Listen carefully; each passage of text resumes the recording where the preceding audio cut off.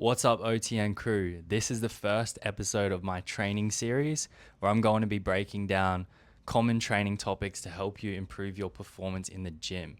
So if you're looking to improve your physique, look and feel better, then this series is for you, whether you are new to the gym or you're more intermediate lifter just looking to take your training to the next level. So today's topic is progressive overload. I've got 6 major things that I want you guys to think about when it comes to improving your progressive overload in the gym. First of all, pretty simple. What is it? It is essentially adding reps or adding load to the bar and over time getting stronger and progressing with your lifts. Simple example on the screen, machine shoulder press, over time going from 25 kilos for 10 reps to 55 kilos for 6 to 10 reps. That is how you progress and get stronger in the gym over time, and you're giving your muscles more stimulus for growth, and they will adapt to that stimulus and grow over time. So first tip when it comes to progressive overload, more than just adding reps to the bar, what you want to be thinking about in your first 1 to 2 weeks in a training program is getting a really good feel for an exercise. So the row that we're showing on the screen here is all about feeling your lats, particularly your upper lat as you drive elbow to the hip. Now, you need to find a challenging weight in your first 1 to 2 weeks. You need to focus on form. Filming your sets really helps so that you can lock in that form. And then after that first 1 to 2 weeks, then you can focus on progress. Another example here, barbell hyper. Back in my rotation at the moment. So the first 1 to 2 weeks, I just found trying to get 10 to 12 reps that are challenging. And now the weight has gone up to a point where 8 reps is challenging. So my rep range here, it's 8 to 12. Next week, I know I'm coming in to hit 42.5 instead of 40 as shown here, and ended up getting 12 reps. So I will progress on to 45 the following week. That brings me to my next point, which is straight sets versus a rep range. If you ever see a program that says 3x8, 4x10, this is not allowing for progressive overload effectively. You need a rep range, guys, whether it's 6 to 10, 8 to 12, or 10 to 15. They're some of the most common ones. If you have a rep range, you clearly have a way to progress.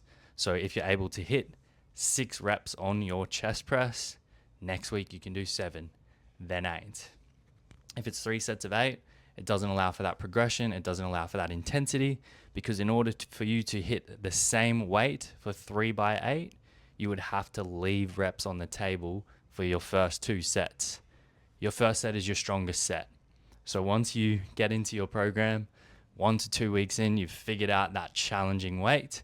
So this example of a chest press, I know that the challenging weight for 7 reps is going to be that 61. Pretty sure it's 61, hard to tell in the video. But next week, I'm trying to add 1 more rep. If you had 3x8, your first 2 sets, you're not going to be pushing intensity. So rep range, not straight sets. Next key point is to chase form and control, not just weight. Yes, you're trying to add load over time, over the next 6-week block of your training. You want that weight to go up a little bit. However, you have to be chasing form and control on your lifts. This is a single leg extension. I'm trying my best to keep my body exactly the same, keep that bracing. I've got the seatbelt there for stability, and just feel that quad stretch, pause, and then contract at the top. This was a pretty good set, but sometimes I catch myself moving around way too much and maybe using other muscles to help get that last rep. So chase form, chase control, not just reps and load. So the next point is consistent exercises. Now, if you can keep an exercise consistent in your training program and continue to find that progression, that is where you will take your training to the next level. Every movement you do is a skill, so you need to learn that movement pattern and learn how to execute it perfectly.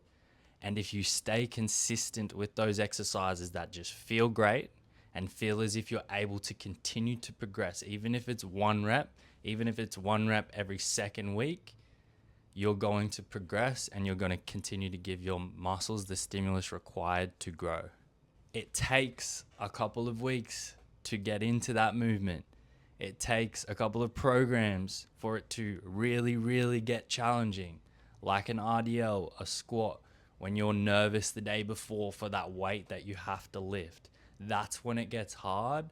That is when you should continue on until the point where you just plateau, or you start to run into injuries, or you do need some variety.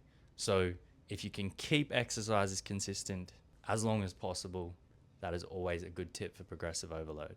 And last tip, guys, to wrap this up is 1 to 2 reps. So once you've gotten into your training program, you've done an exercise for a while, let's say you're 3 weeks into this block, you should know that challenging weight. So last week, if you did 50 for 6 and your rep range is 6 to 10, get in the gym focused on adding 1 to 2 reps.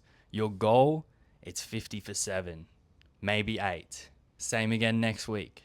Maybe it's 50 for 8, maybe 9.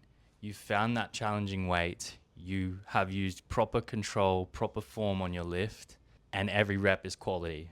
Now you're trying to add 1 to 2. Once you hit 10, go up the smallest increment. Start that journey again of trying to go 6 to 10. So don't do 50-50 reps. If you feel that your form, your control is changing and you can't execute that final rep with the same form, don't go for it. It's just going to cause more fatigue. Your goal is long-term progressive overload, slow and steady, adding to the reps and the load each week. So thanks for watching, guys. I will catch you in the next training series video where I break down some more training tips for you.